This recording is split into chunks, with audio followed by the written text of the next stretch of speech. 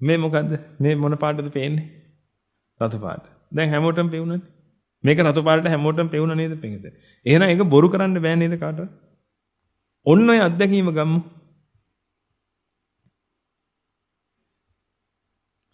මේ අත්දැකීම අරගෙන අනිත්‍යතාවය තහවුරු කරගන්න. හේතුන් ටිකක් නිසා විද්‍යමාන වෙන ඵලයක් බව තහවුරු කරගන්න පිටුතුනේ ඔය වර්ණ සටහන. මොකද හේතුව? අපි දන්නවා මෙතන වර්ණයක් නැහැ කියලා. මෙතන වර්ණයක් නැත්තම් මේක දකින්න කලින් මොකද්ද පේන පාට දැන්? රතු පාටක් පේනවද? නැහැ. එහෙනම් දැන් හිතේ මොකුත් නැහැනේ මේ වෙලාවේ රතු පාට? නැහැ නේද? ඔක්කොම ක්ලීන් කරගන්න.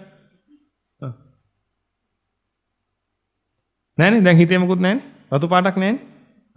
දැන් ආවනේ. තිබිච්ච නැති එකක් දැන් ආවනේ. දැන් ගියානේ. ඉතුරුද කොහෙද කොනක දිනවද නැහැ? ගියානේ. එහෙනම් දැන් ඔබට වැටහෙන්න ඕනේ පින්වතුනි. එන අතක් පේන්නෙත් නැහැ යන අතක් පේන්නෙත් නැහැ. හැබැයි මොහොතක් විද්‍යමාන වෙලා තියෙනවා. අන්න භාග්‍යවතුන් වහන්සේගේ දේශනාව සත්‍යයි කියලා වටහා ගන්නවා.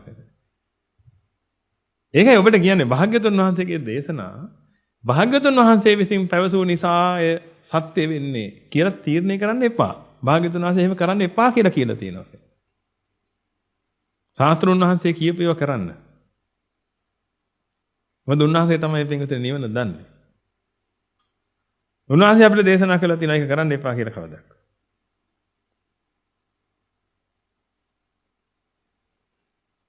මං පැවසුවා කියලා ගන්න එපා කියලා. එහෙනම් මොකද කරන්නේ? භාග්‍යවතුන් වහන්සේ දේශනා කරපු දේ ගත්තා. අරගෙන මේක පින්විතේ මට නෙමෙයි නේද? දැන් ඔබ නිවන් දකින්න යද්දී ඔබට ඕනේ ඔබට මේක අවබෝධ කරවන්නද මට අවබෝධ කරවන්නද? එහෙනම් ඔබගේ අත්දැකීමකට දැම්මහම ඒක ඔබට අවබෝධ වෙනව නේද වෙනතනේ? එහෙනම් ඒ ඇතිනේ. සමහරවිට ඔබට වඩා හිතන්න මට තියෙන අවිද්‍යාව තෘෂ්ණා ගන්න වැඩි. හොඳට ප්‍රබලයි. හොඳටම ප්‍රබලයි. ඔබට එච්චර නෑ. දැන් ඔබ මන් තරම්ම දාගන්න ඕනේද? ඒකයි මෙතන ඔබටයි මේක අවබෝධ වෙන්න ඕනේ. එහෙනම් ඔබගේ හිතේ තියෙන මට්ටමට මේක වැටුණාම ඇති. ඔබගේ හිතේ තියෙන මට්ටමට තමයි පිටුනේ මේව හැදෙන්නේ. ඒක නිසා හැමතිස්සෙම ඔබගේ ජීවිතයේ අත්දැකීමත් එක්ක යන්න.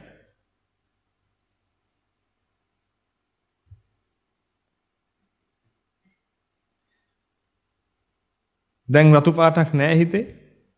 දැන් රතු පාටක් ආවා. දැන් රතු පාටක් නැහැ හිතේ.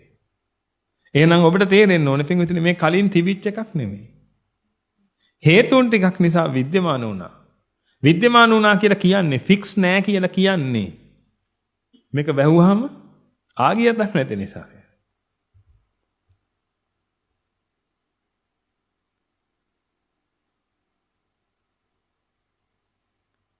හැදිච්ච එක නෑනේ දැන් හොයාගන්න. එහෙනම් මේක තියෙනකල් විතරයි නේද පින්විතනේ මේ හේතු මේක මම කියන්න යන එක වැටහෙනවද? මේක හේතුවක් නේද පින්විතනේ ඔබට ওই වර්ණ සටහන පේන්න. තව අපි පරීක්ෂණයක් කරන්න මට්ටමටම කරන්න පුළුවන් පින්විතනේ මේක. මේක තියාගෙන ලයිට් ඔෆ් කරනවා. පේනවද? නෑ. එහෙනම් මේකත් එක හේතුවක්. මේ ආලෝකයත් එක හේතුවක්. ඒ දෙකම තියාගෙන ඇස් පියා ගන්න කියනවා. පේනවද? ඒත් නෑ. එහෙනම් ඇහත් හේතුවක්.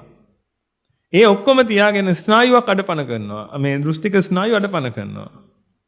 පේනවද? ඒත් නෑ. මොලේ අඩපණ කරනවා. පේනවද? ඒත් නෑ. සිහිය නැති කරනවා. ඔක්කොම අනිත්‍ය ඔක්කොම හොඳයි. සිහිය නෑ. ඒත් පේන්නේ නෑ. එහෙනම් දැන් ඔබට තේරෙනව නේද පින්වතුනි? මෙන්න මේ හේතුන් ටික ඔක්කොම සම්බන්ධ වෙද්දී ෆික්ස් එකක් හැදෙනවා කියලා.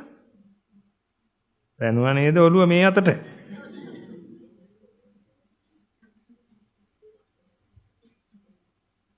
කොයිදද වනන්න ඕනේ?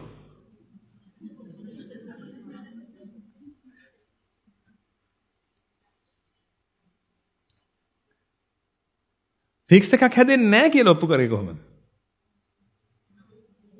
මේ හේතු ටික අයින් කරපු ගමන් අර කාගේතක් නැහැ.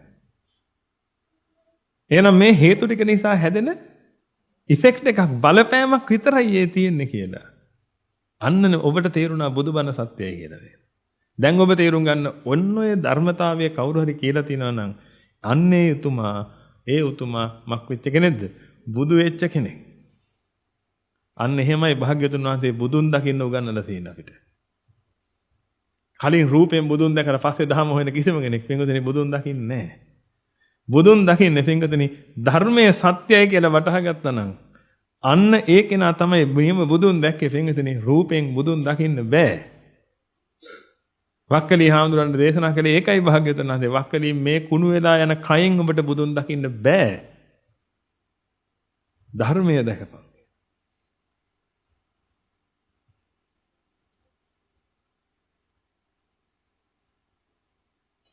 දැන් ඔබට ඔන්න ස්වාමින් වහන්සේ නම දේශනාවට කියනවා අනිච්ච දැන් බුදුන් දැක්කද?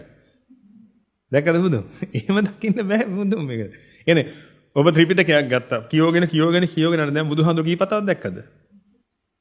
එහෙම මොනවද දකින්න බෑ. වචනවල නෙමෙයි බුදුන් ඉන්නේ පිටින්. අවබෝධය.